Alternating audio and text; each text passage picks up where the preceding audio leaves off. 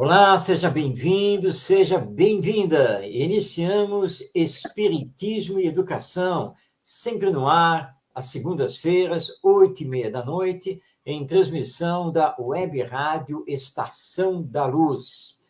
E a partir de hoje, e nós vamos fazer isso em todos os programas que vêm pela frente, nós estamos, na verdade, comemorando, já neste mês de novembro, 5 anos no ar do programa Espiritismo e Educação. O tempo passa, não é mesmo? E nós nem percebemos há quanto tempo já estamos aí. Agradecemos aí pelos aplausos e agradecemos a você que sempre nos acompanha, que divulga o programa. Então, isso realmente é muito importante para todos nós e que Jesus, nosso Mestre, nos abençoe hoje e sempre. Mas já está aqui conosco, vamos aqui apresentá-lo. Seja bem-vindo, nosso querido Ronaldo Gomes. Muita paz, Marcos, Tavares, todos que já estão aí nos assistindo, que Jesus nos abençoe e nos inspire mais uma vez no dia de hoje. Isso aí. Bom, nós já vimos aqui, né, o nosso Tavares colocou aqui na tela rapidinho, nós já temos aqui a nossa Rosane, que está aqui dando um abraço para o primo. O primo, minha gente, o primo é esse aí, ó, o Ronaldo. Tá? Mas está dando um abraço também a todos nós. Semana passada, nosso programa iniciou a abordagem sobre o transtorno do espectro autista, ou, como é mais popularmente conhecido, começamos a abordar, à luz da doutrina espírita, o autismo, a criança autista. Demos uma série de informações, inclusive através da questão da lei da reencarnação, e hoje nós ficamos de iniciar a abordagem mais específica sobre a educação da criança autista. Então, vamos dar continuidade a esse nosso bate-papo sobre esse tema que é profundo, é importante e sobre o qual o Espiritismo tem, sim, muito a dizer, muitas explicações a respeito desse transtorno. Então, Ronaldo, é o que nós vamos fazer, né? Vamos começar a focar hoje um pouquinho mais na educação dessa criança que vem com esse transtorno, certo? Perfeito, Marcos. E só para não esquecermos e deixar aqui bem firme a nossa proposta, que dia 2 de abril é justamente a data em que a ONU, né, que é a Organização das Nações Unidas, instituiu, né, o Dia do Autismo. E no Brasil, agora vocês veem só, hein? A data ela só foi instituída a partir de 2018. Interessante essa observação, né? Só em 2018 é que vai ser aqui instituído realmente o dia 2 de abril. Mas, enfim, o que nós queremos dizer com isso, para darmos esse pontapé? Primeiro que é um tema profundo. Nós falamos aqui na visão espírita, mas também falamos no cotidiano das pessoas que não são espíritas e que têm filhos autistas ou com qualquer outro transtorno ou síndrome, não importa. Marcos, mas um ponto que me chama muita atenção, esse processo que é o nosso tema hoje, da educação do autista. E aí, não vai... Eu quero deixar claro também, eu e o Marcos, que não é em 1, 2 programas, enfim, em várias lives que a gente vai dar uma definição de tudo que nós gostaríamos de falar, mas pontuar pontos importantes e oportunos sobre o tema. Então, vamos lá. Quando se fala em educação do autismo, e aí vem a problemática, né, Marcos? Em relação, principalmente, dessa atualização, da preparação dos profissionais que estão à frente da educação, que é um outro problema. Uma outra situação são escolas que, de fato, também não estão ainda preparadas, mas, por força da lei, elas são obrigadas e têm. A inclusão faz parte do processo. Ninguém aqui vai discutir isso. Mas, quando se fala em inclusão, as escolas, aí eu vou deixar com o Marcos agora, o pepino é com o Marcos. As escolas, as escolas, Marcos, não quero falar da família ainda não, só no processo da educação. Que a gente vai falar em família, tem que ter uma parceria que independe de se é autista e não. Com autismo, então, tem que ter a parceria mesmo. Mas as escolas, Marcos, os profissionais que estão ali nas escolas, seja ela pública ou particular, que não parece, mas tem uma grande diferenciação, que tem escolas públicas que já diz ali, ó, nós não temos mais vaga, aí empurra lá para a escola pública. E a escola pública começa a ficar com aquela enxurrada, né, de demanda demais em relação a essas crianças autistas, principalmente autistas. Como é que estão os profissionais, Marcos? Estão preparados? Tem mediadores suficientes para estar com essas crianças? É uma problemática. Como é que fica? Bem, Ronaldo, você tocou agora no assunto que é muito importante, porque, mais uma vez, né, nessa questão, nós temos uma distância muito grande, um verdadeiro abismo entre a lei, né, e a prática dessa lei. Porque, de fato, aqui no Brasil, nós temos legislação a esse respeito. Então, criou-se a inclusão, os mediadores, materiais, tem uma série de diretrizes a partir não apenas do Ministério da Educação, mas também das próprias secretarias de educação, tanto a nível estadual quanto municipal. Mas, entre a lei, os regulamentos, as diretrizes e a realidade escolar, nós sabemos realmente que há um problema seríssimo. Porque os professores, hoje aqui no Brasil, eles estão envelhecidos. Isso aí é pesquisa atual, é estatística atual, mostrando que o professorado brasileiro, ele está, hoje, o grosso desse professorado já está na faixa etária de 40 a 50 anos de idade.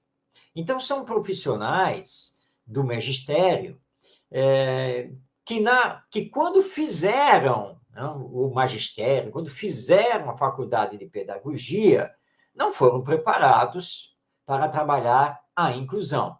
Então, eles ficaram dependentes das secretarias de educação promoverem cursos, treinamentos, palestras e assim por diante.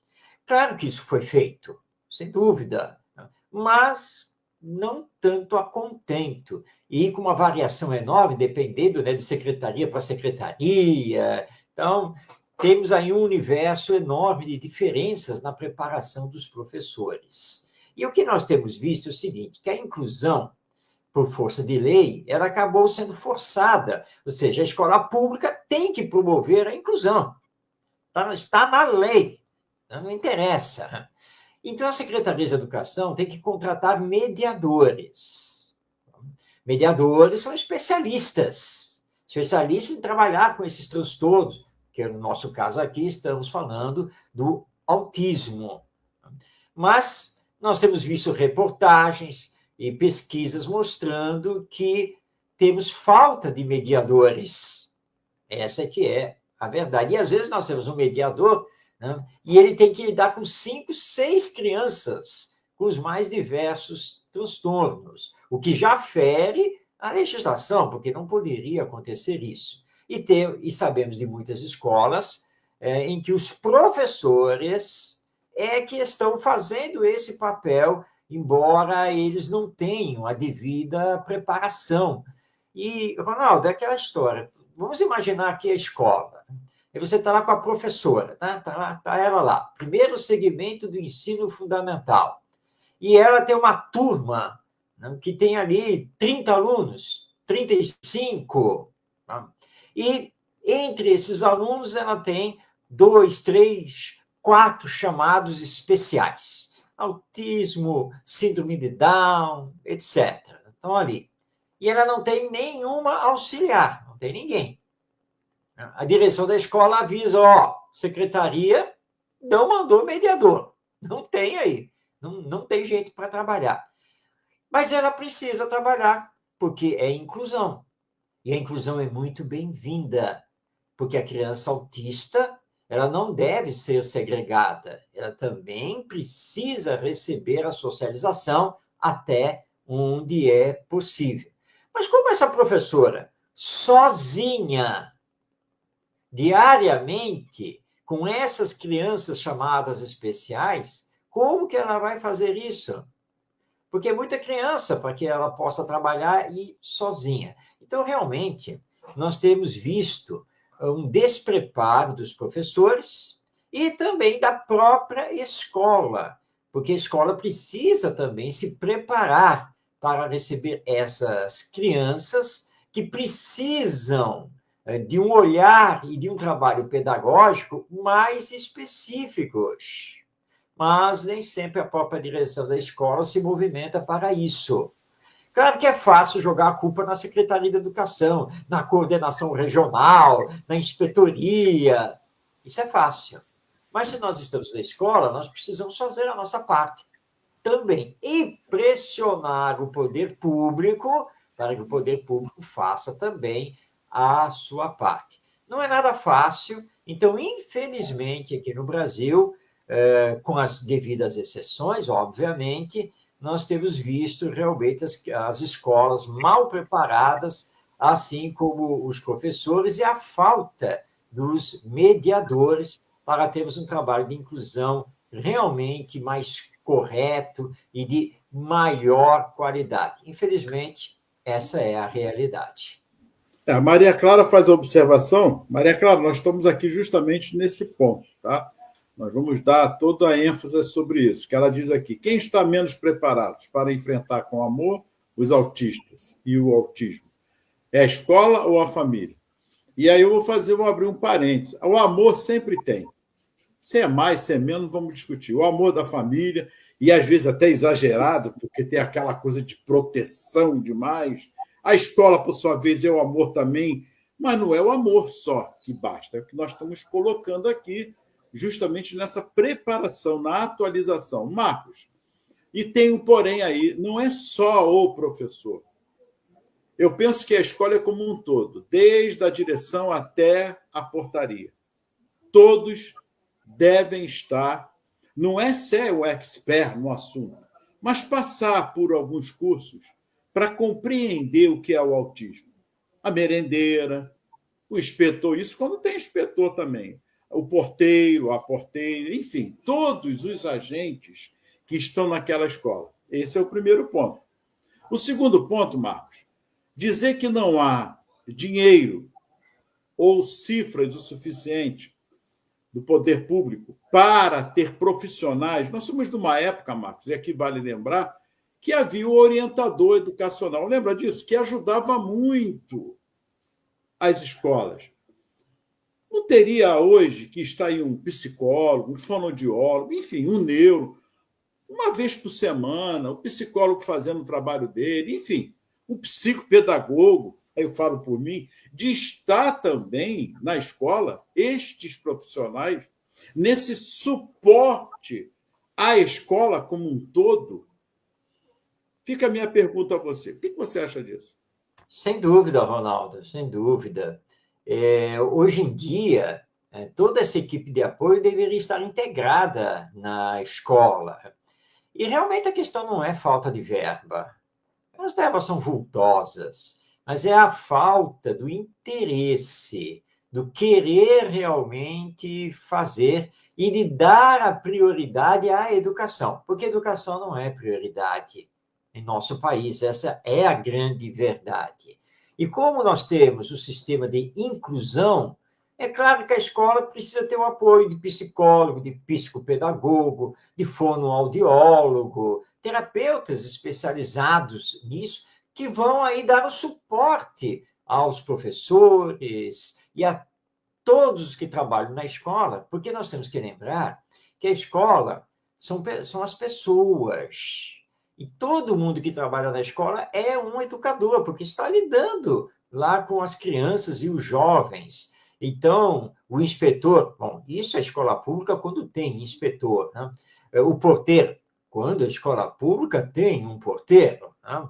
A merendeira, a cozinheira, enfim, a servente, todo mundo precisa se colocar como educador, porque está lidando ali com a nova geração, que se espelha em todas as pessoas que estão nesse dia a dia escolar. Então, esse é um ponto muito importante. Colocar-se aquele que trabalha na escola como um educador. Bem, não tem o apoio desses especialistas todos, e de fato não tem, tá? Com raras exceções. Você fez uma colocação muito boa, mas o que impede que essas pessoas que estão trabalhando na escola estudem por conta própria, assistam vídeos no YouTube, leiam sobre o autismo, sobre a síndrome de Down e assim por diante, né, para poder realmente trabalhar melhor. E eu vou lembrar aqui o nosso querido amigo, o professor José Pacheco, que é um revolucionário aí da educação, e ele conta que justamente uma vez, na reunião de professores na escola, uma professora levantou uma questão que não era só dela, mas de vários ali na escola. Como melhor lidar com essas crianças autistas que estão entrando na escola? Então, o Pacheco, que era o coordenador, disse assim, tá bom. Aí pediu lá para a secretária, que estava na reunião, falou assim, olha, entra agora aí no Google, na internet, e coloca aí, né, transtorno do espectro autista, autismo.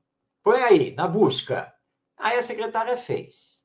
Ah, tá um monte de site aqui, um monte de indicação. Ok.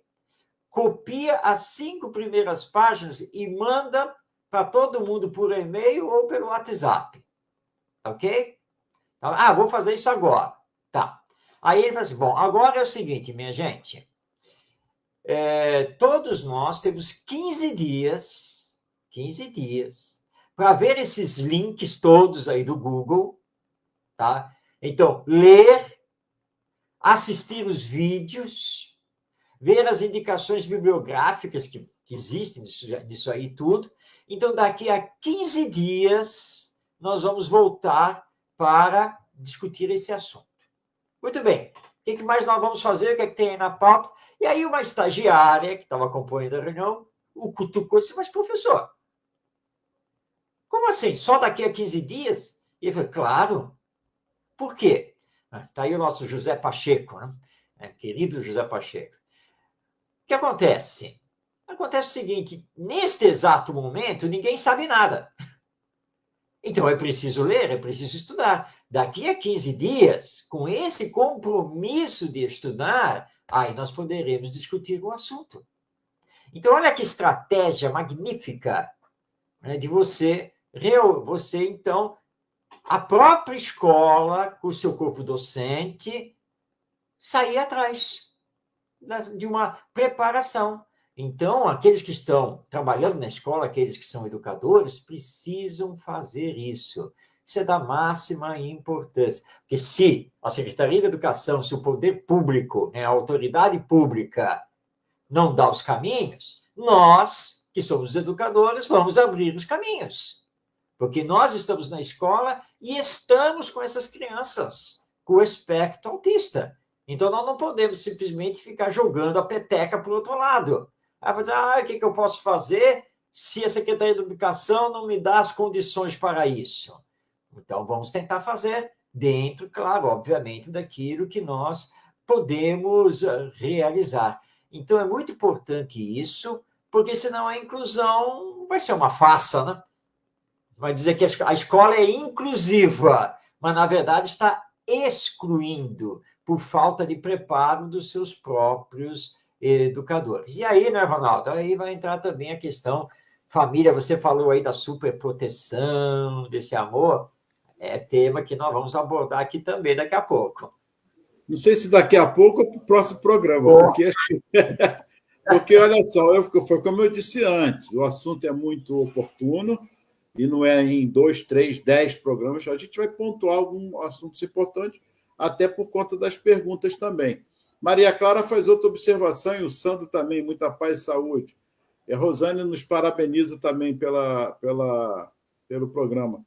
Olha só, A Maria Clara coloca: qual para vocês, que método e conceitos devem ser usados para a educação é mais correta para com o autismo? Qual abrange essa solução? Eu vou dar um pontapé aqui, depois vamos para o Sandro. Olha só, Maria Clara, eu costumo dizer, e vou falar como profissional, a educação é igual para todos, não tem diferença. Educação é educação, ok? Se você está incluindo essa criança, ela vai ter que ser educada igual aos outros. Primeiro começa por aí, porque se nós começarmos a separar eles, é uma coisa chata isso. Até por conta mesmo de ações educativas que o professor na sala de aula tem que ter. Não há diferença. Começa por aí. Estou falando por experiência. Os pais que chegam, às vezes, na escola e o professor está sendo um pouco enérgico com aquela criança, ele fica assim, a criança respeita. Não, tio, tá. Aí não quer ir mais para casa, porque o professor dá o carinho, dá o amor, como você disse, mas também dá a energia, como dá a educação. É hora de ir para a merenda? Não, não é hora de ir para a merenda. Espera. Não, que eu quero comer, porque em casa faz toda a vontade. Aí, olha como é que a família, nesse ponto, tem que estar junto com essa parceria. Onde está escrito que educação é diferente para a educação especial? Estratégicas, sim. Não vamos. Estratégicas, pedagógicas é uma coisa. Os conteúdos são os mesmos. Não vai mudar.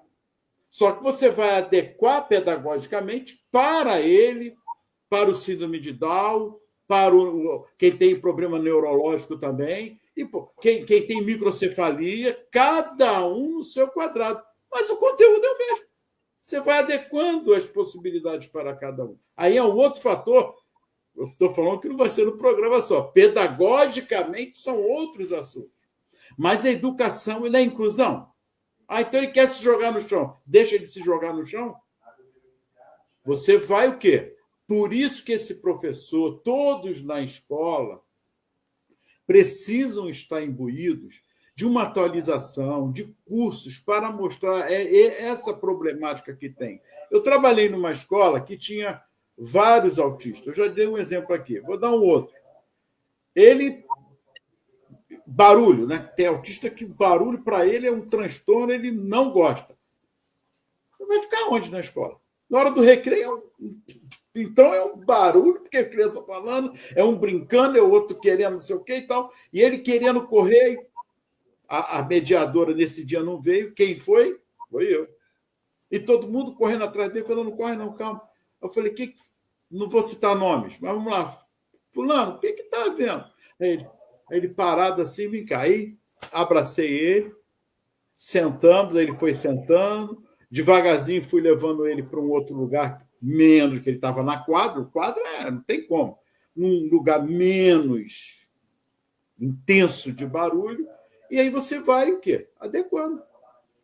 Mas eu vou tirar ele do recreio? Não é inclusão? Eu vou gritar agora com os outros alunos que não pode fazer barulho, porque eu não tenho recreio, um falatório, o outro e tal. Mas o outro quer correr, não tem nada. Esse aluno é o normal. O normal quer correr, não pode correr. Ele não pode correr, como o outro também não pode correr. Mas o tratamento é igual para todos, indiferente dele ser especial ou não. Agora, adequar pedagogicamente até esse trato com ele de uma maneira muito maior. Isso é óbvio.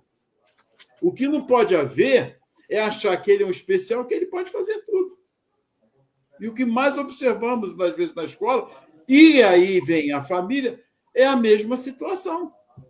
A pena, não tem que ter pena, não estamos aqui para ter pena de ninguém. O tratamento é igual para a dor. A pior coisa que tem é você ter ele como é um especial. E olha, Marcos, e aí é que a gente perde o amor e perde-se a energia.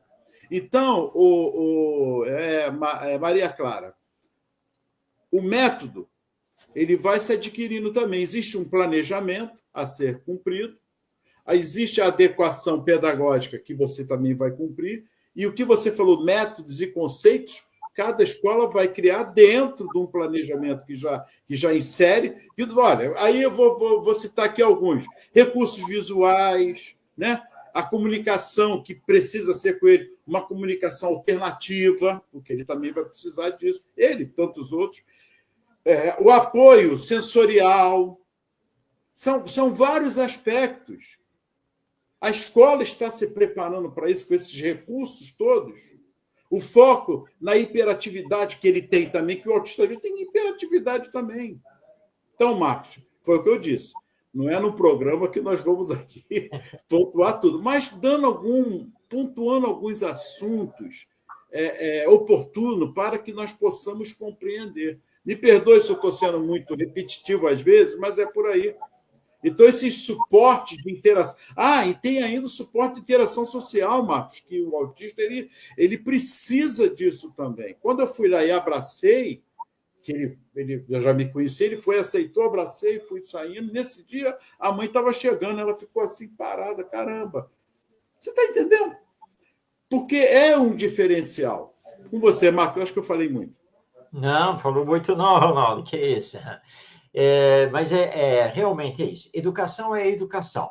Tá? Agora, você fazer as adequações pedagógicas já é outra situação. E no trato com a criança autista, você colocou muito bem, nós não podemos olhar essa criança, coitado, ele é especial, né? Porque esse coitado é ter pena. E aí você vai ter a tendência de isolar, de fazer uma superproteção, etc. E, aliás, isso está sendo um problema muito sério em relação aos pais, à família.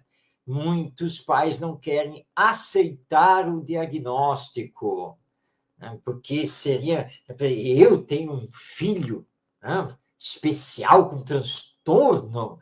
Né? Mas, gente, nós somos espíritas e nós sabemos que o acaso não existe. Tudo está de conformidade com a lei divina, que é perfeita tanto quanto o seu Criador. E através, então, da lei da reencarnação, é que nós entendemos esses transtornos, essas síndromes, toda essa problemática hoje classificada aí como uma criança com necessidades especiais. Porque sem a reencarnação, realmente, nós não temos como explicar. Ora, então, é um espírito. Sim, é um espírito reencarnado. Eu sou um espírito reencarnado. Ronaldo é um espírito reencarnado. Todos nós somos. E todos trazemos conosco, tá, problemáticas ligadas a existências passadas. O autismo tem também essa ligação reencarnatória. Mas se ele está aqui, esse espírito, é para ser amado, é para ser orientado, cuidado. Ele não suporta que uma pessoa chegue junto dele. Ele adora sair correndo e ficar gritando, etc. Alguns, inclusive, são até violentos. Então, mas ele é especial. Então tem que deixar, né? Porque, coitado, não tem que deixar. Todo espírito que reencarna, ele reencarna para se educar, para ser educado. Sim, o trabalho é, pedagogicamente falando, diferenciado, né, a partir de um certo ponto com ele, sim, mas a inclusão ela foi criada para facilitar a socialização. E o autista tem um problema seríssimo com a convivência com os outros, com essa socialização. Então, a família precisa entender isso, não colocar essa criança dentro de uma redoma de vidro, numa superproteção, e precisa se aliar com a escola, lá com os professores, para que o trabalho realmente surta efeito.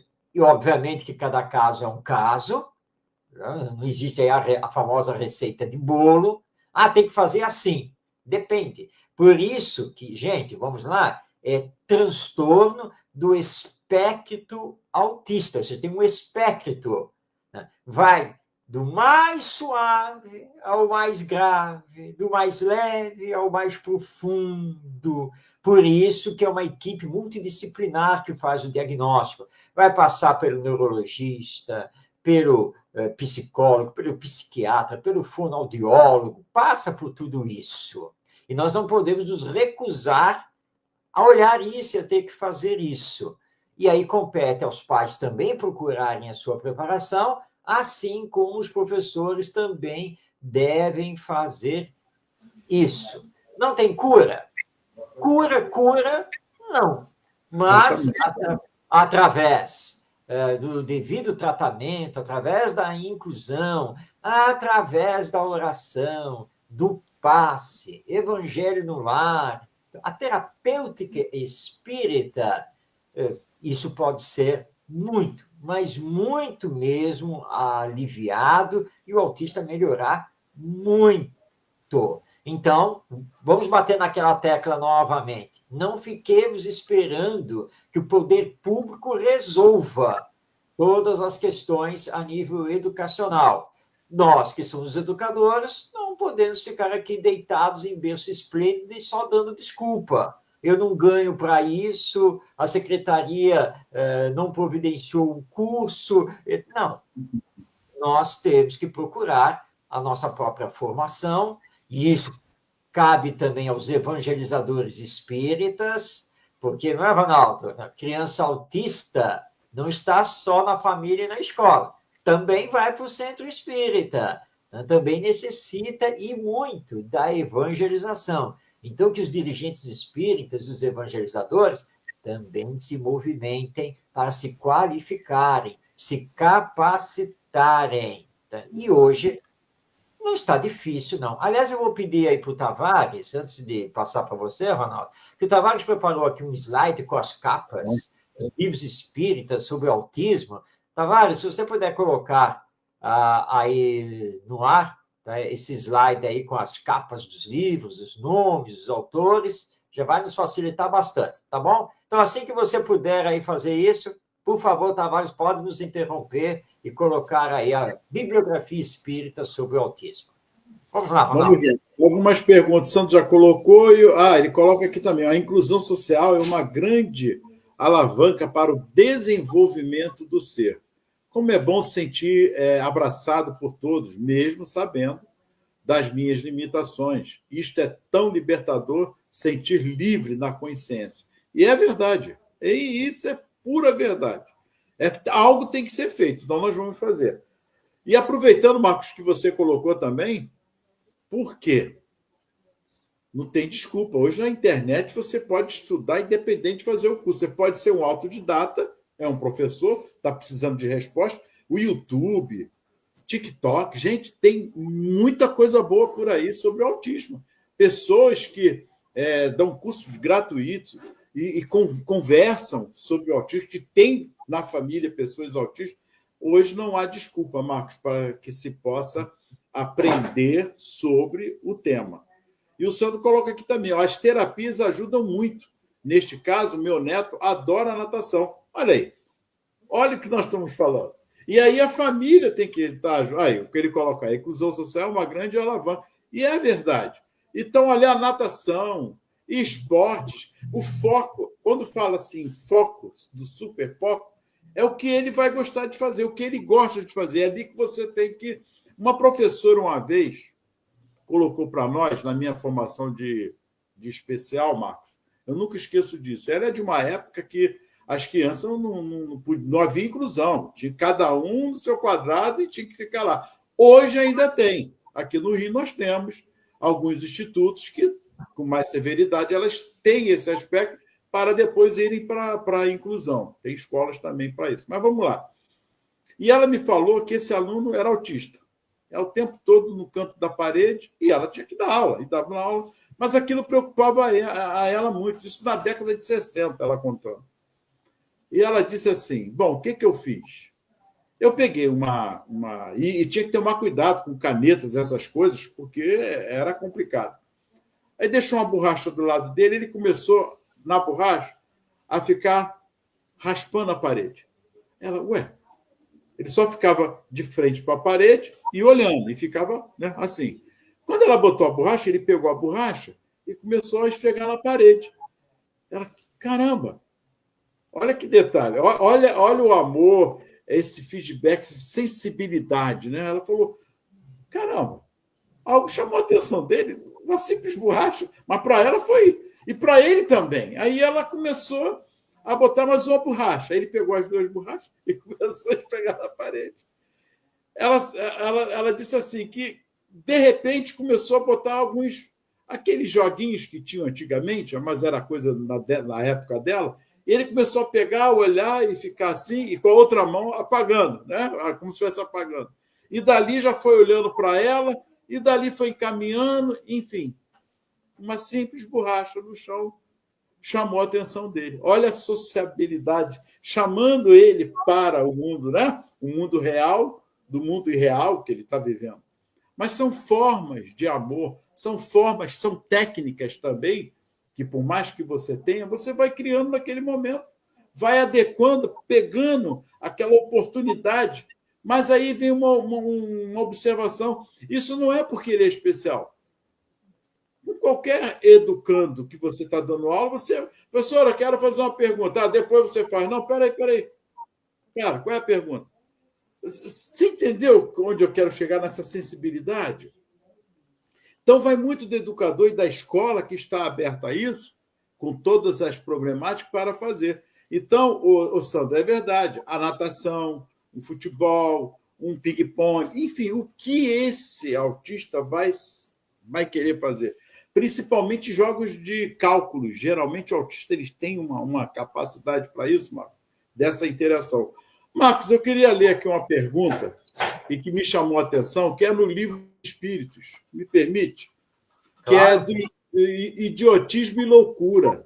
Uhum. E Kardec ali é muito feliz. Idiotismo, gente, não estou falando de 1857. Essa era a palavra que se usava para as deficiências de época. Enfim, idiotismo, o Marco vai falar sobre isso. Mas são várias perguntas, e realmente a gente é no capítulo 7, né, do Retorno à Vida Corporal. Aí ele diz assim, ó, na 371, a opinião de que os cretinos e os idiotas teriam uma alma de natureza inferior tem fundamento? Olha a resposta dos espíritos. Não. Eles têm uma alma humana, frequentemente mais inteligente do que pensais, e que sofre com a insuficiência dos meios de que dispõe para se comunicar, como o mudo sofre por não poder falar. Olha aí, Marcos, que interessante. Eu não vou ler a outra, porque para a gente compreender. Então, eles são inteligentes, nós já falamos no programa anterior, mas moralmente pecaram muito, usando mal essa inteligência. Vou deixar com você, Marcos. É aí que o Espiritismo entra, né, Ronaldo, para dar as explicações que os nossos cientistas não conseguem, porque eles estão olhando apenas o corpo, estão avaliando apenas questões neurológicas ou hereditárias, genéticas, mas acontece que nós não somos o corpo, nós somos o espírito. Daí a resposta que foi dada a Allan Kardec nessa questão 371. Não, meu filho. É uma alma humana, é um espírito reencarnado. Tá? Você está olhando só o instrumento, o corpo. Tá? Mas você tem que entender que o corpo é só um instrumento de manifestação do espírito. Só que esse corpo não permite que ele se manifeste plenamente, porque ele está agora assumindo as consequências do que fez em existências passadas. Ele desequilibrou a sua mente, lesionou o perispírito, que é o corpo espiritual, e como o perispírito é o molde, é o organizador do corpo biológico, a lesão vai para o corpo biológico. E aí ele é travado. Essa é uma das causas do autismo. A outra causa, porque a pesquisa neurológica, Ronaldo, a pesquisa neurológica, ele é normal, tem o cérebro normal, não tem problema nenhum no sistema nervoso, não tem nada. Geneticamente também não tem problema nenhum com os pais, não tem problema nenhum com os avós. Vamos explicar isso. Aí, então, nós vamos ter uma outra possível causa, que é a fuga que o espírito faz da socialização, né, da oportunidade reencarnatória. E aí, então, ele se fecha. Então, nós temos várias causas que o Espiritismo vai, então, nos explicar. Então, é muito importante nós termos essa visão, que é essa visão espiritual ou espiritualista sobre o ser humano. E, claro, tem também aquela coisa, tá, tudo bem, mas o que foi que eu fiz para receber esse espírito nessa condição? Claro que tem muitos pais que se perguntam, não resta nenhuma dúvida. Bem, o que fez, nós não temos como responder, porque não sabemos, tá? Não é que isso seja um mistério de Deus, não, não é isso, não. É que o Espiritismo não faz adivinhação, né? Nós não podemos ficar aqui, lá no passado, se o seu filho é autista, é porque em alguma existência você fez X ou Y com ele. Nós não podemos fazer esse tipo de afirmação, mas podemos afirmar que, não resta dúvida, existem vínculos espirituais e afetivos entre pais e filhos. Tá? Algum tipo de vínculo existe. Mas o que Deus quer de nós? Que muito amemos. Não é? E é por isso que ele passa pela infância. E na infância você não sabe quem é esse espírito, você não sabe as ligações que esse espírito tem com você, nem você com ele.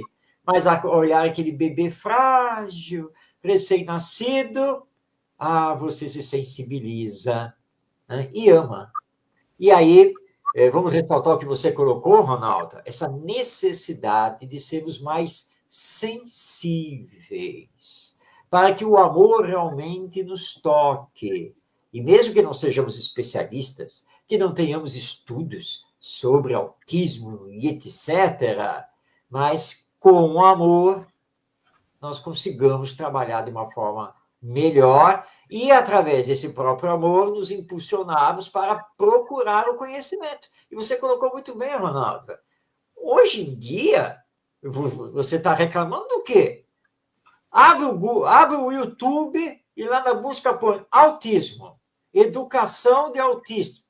Vai vir um universo de vídeos com especialistas, com pais, dando depoimentos. Você vai ter muito que assistir, muito que estudar.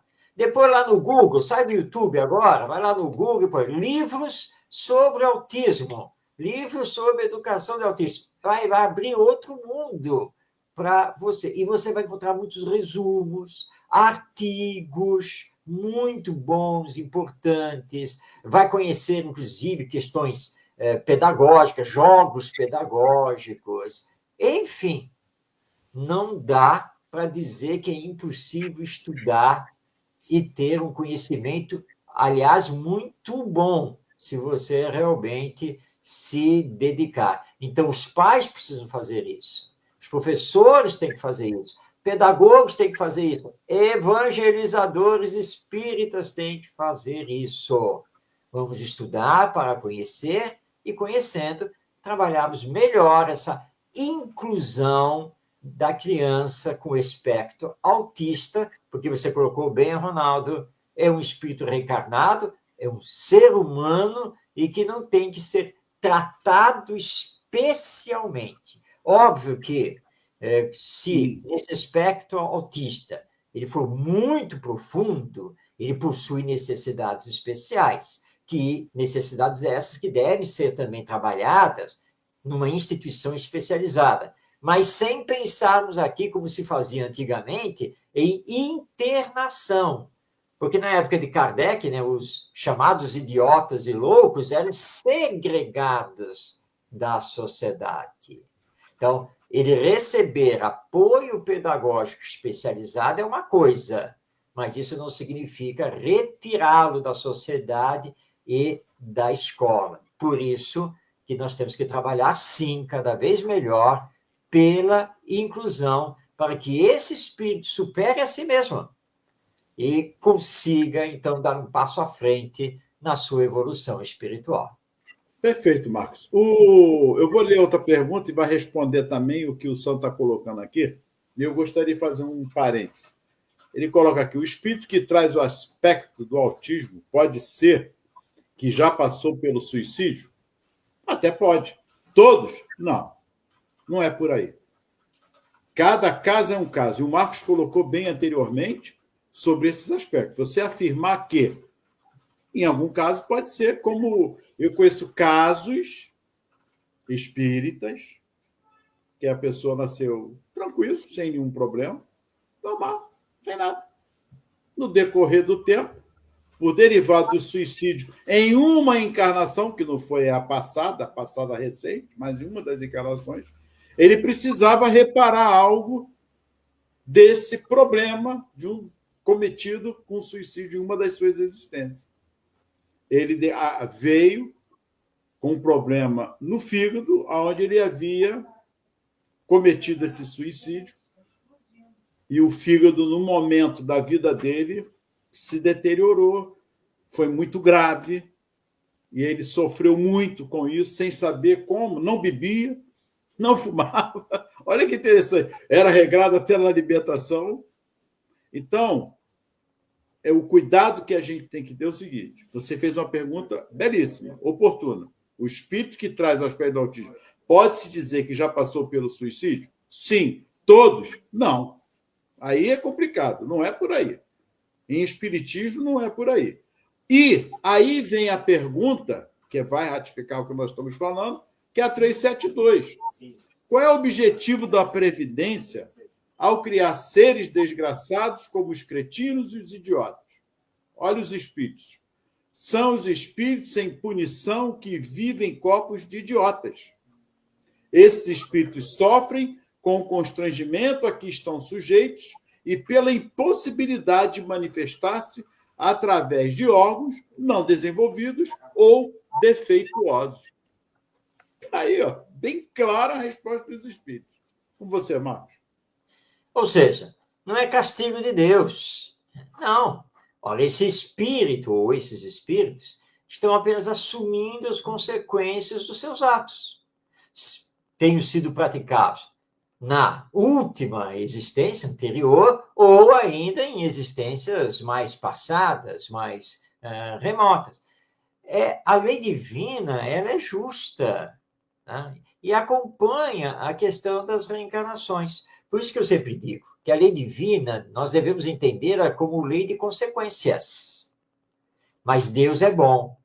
Deus é misericordioso. Senão seria a famosa lei de talião do olho por olho, dente por dente. Não. Deus está vendo os esforços que o Espírito está realizando no arrependimento, na reparação, no seu despertamento. Então, ele vai passar nesta encarnação apenas e tão somente pelo que ele tiver que passar. E quantas vezes nós vemos aí, que coisa maravilhosa, né? Pais que são extremamente amorosos, dedicados, sabe? Que dão a própria vida por esse filho. Por quê? Porque ninguém que reencarna fica abandonado. Jamais. Tá? Todos nós temos um anjo da guarda, temos espíritos protetores, e muitas vezes o espírito protetor reencarna junto. De repente, o espírito protetor é a mãe. Está aqui na Terra mesmo, né, para fazer de tudo por esse espírito. Então, a resposta que eles dão a Kardec é muito clara: são espíritos em punição. Mas não é que Deus castigue, é punição porque a lei divina está na consciência e ele já não pode mais fugir pelo que ele tenha feito ali no passado, e aí ele vem com o transtorno do autismo. Isso aí, tudo que Deus faz é bom, com certeza. Nosso Danton tem toda a razão e nós precisamos compreender isso. Nós estamos chegando no final do programa, mas, Tavares, como você está aí atento agora, por favor, coloque os livros. Isso aí está. Nós falamos desses 4 livros na semana passada, então vamos repetir.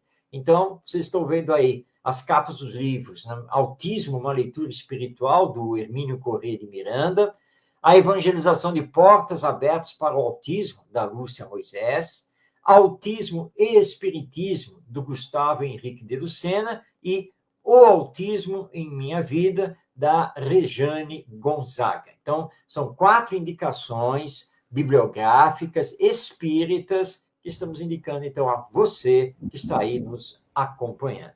Diga-me, Tavares. Ô, meu amigo, boa noite. Aí, como diz aqui no Nordeste, deixa eu puxar a sardinha para o meu saco, ou pelo menos para o Nordeste, né? Deram essa dica de livros, eu fui dar uma estudada e depois eu percebi que o Gustavo Henrique de Lucena é daqui do Rio Grande do Norte, é um evangelizador infantil há mais de 20 anos, tá entendendo? E tic-teco meio brigando, eu não percebi logo de momento, né? Quando eles pararam de brigar, diga ao Gustavão, né? Que tem uma larga experiência com a evangelização infantil e com a arte envolvendo também essa questão. Então, só um adendo aqui, que o Gustavo é aqui da terrinha, né? Tá certo, é isso aí mesmo. Então, está aí a bibliografia para que todos possam aí fazer as suas leituras, estudar, compreender melhor o autismo na visão espírita.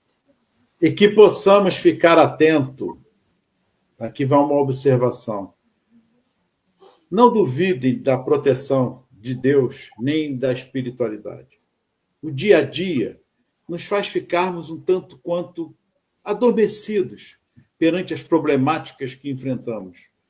Mas se ficarmos atentos, a espiritualidade está sempre ali intuindo-nos em como resolver ou agir, às vezes, naquele momento em que você está sozinho, com um filho que é autista, com microcefalia, com síndrome de Down, enfim.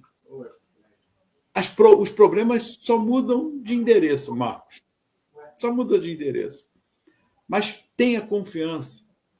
No momento da dificuldade, calma, faça uma prece. Como é que dá o nome da evangelioterapia? É a melhor coisa. Não tenhamos dúvida disso. Tendo conhecimento ou não sobre o assunto, o amor e o evangelho de Jesus, com certeza a espiritualidade vai estar agindo. Sandro está aqui dizendo mais de 15 filmes também sobre o tema. Tem. No próximo programa nós vamos colocar isso aí. Aí, trabalho de casa, dever de casa, Tavares, pesquisar sobre filmes que falam sobre o assunto e vamos trazer no próximo programa. E ele está dizendo aqui, obrigado, queridos, que aula maravilhosa. Nós é que agradecemos a todos vocês pelo carinho, pela atenção, Marcos, Tavares, e que Jesus nos inspire sempre. Muita paz e que Jesus nos abençoe. Um grande abraço a você, Ronaldo. Um grande abraço a todos que estão conosco, aos que vão ainda assistir este vídeo, que vai ficar depois no YouTube, e que possamos, então, nos encontrar na próxima edição, semana que vem. Lembrando que Espiritismo e Educação vai ao ar toda segunda-feira, às 8h30 da noite, pela Web Rádio Estação da Luz, e você depois no YouTube, no canal da Estação da Luz e no canal Orientação Espírita, você pode também assistir o nosso programa. Jesus nos abençoe, paz em todos os corações e até o nosso próximo encontro.